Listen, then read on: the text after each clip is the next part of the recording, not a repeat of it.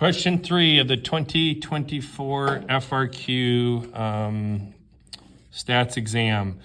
So a car maker produces 4 different models of car, A, B, C, D. Group A, a group of researchers is investigating the car model that has the lowest distance traveled per gallon of gas mileage. The higher the mileage is the better, than lower mileage. Researchers will conduct a study in which they contact several owners of each model of the car and ask them to estimate their mileage. So observational study or experiment, and this is definitely observational study. Okay, and I would have said in the past, no treatments imposed, and I left it like that. But now they want context. They want context in this now. It does say justify the answer in context, so maybe that's why in the past it just no treatments were imposed was good enough. So observational study, we'll say no treatments of car types were imposed on the subjects. There, we'll say subjects too. That'll sound nice and fancy.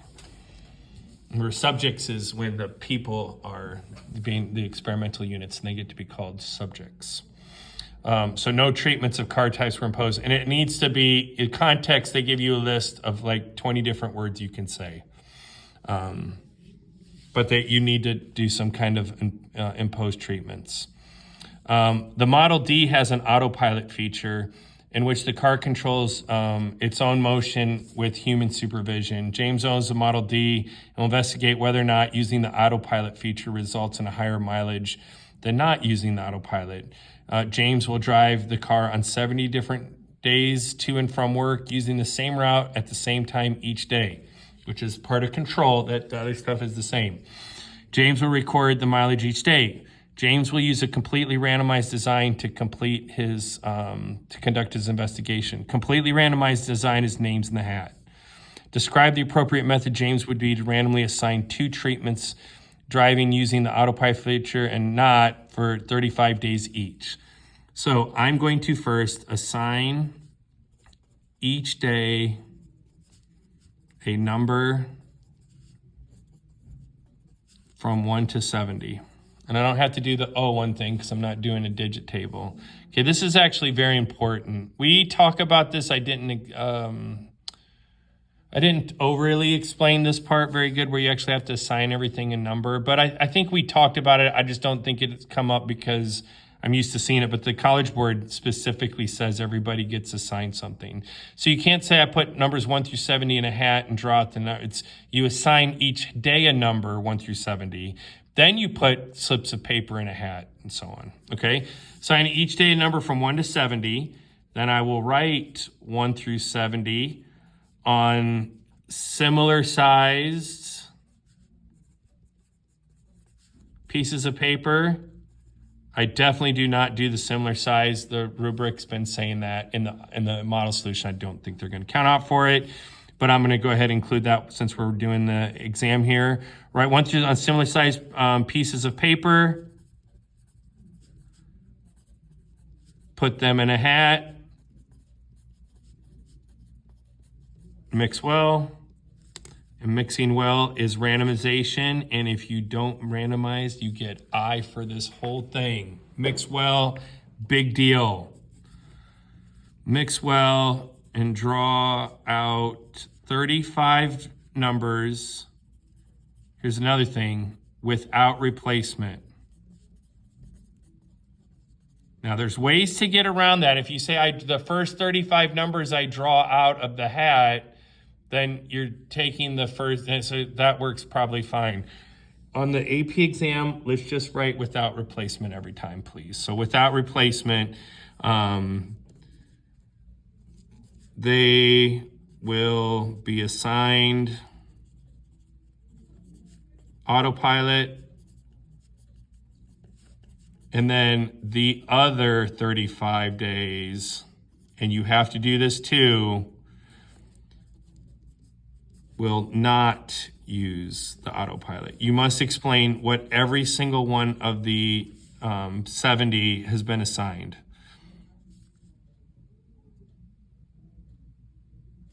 With that.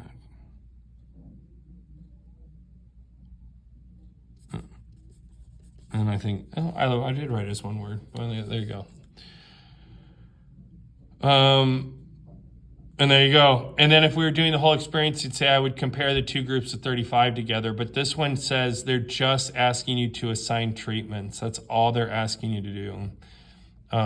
But so a couple of things. You must assign everybody a number if you're going to do the numbers. Then you put those numbers on slips of equally sized pieces of paper, place them into some kind of holding device. Just put them in a hat, mix well, and you must mix well or they're going to get you. And then you do 35 of one treatment, the other 5 get the other treatment. And there you go. Oh yeah, and then without replacement. Make sure you're going to do without replacement. All right, after the investigation was completed, James verified that the conditions for inference were met. So he did all the things and conducted a hypothesis test. He discovered the mean mileage when using the autopilot feature was significantly higher than the mean mileage when not using it. James is a member of the Model D Club with thousands of members who drive Model D cars. He will give a presentation at the Model D Club members meeting. Doesn't that sound like fun? Later in the year, would like to state that the results of his hypothesis apply to all Model D cars. No. That is our population of interest. The sampling frame is where you can infer to. We'd like them to be the same thing, but that's not how it worked. So I don't know how we got the group we got, but it's not from this group that he's part of that was just talked about, because we didn't say we'd drawn up from them. So on this one, so what would he need to change to generalize it to all Model D cars in the club? So I'm going to say James would need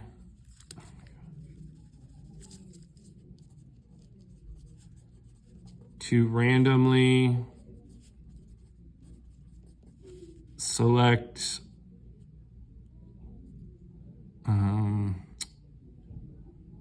we'll just say a sample from the entire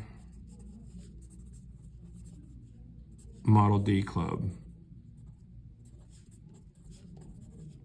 to be able to infer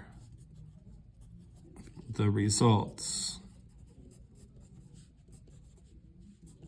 to the entire Model D Club.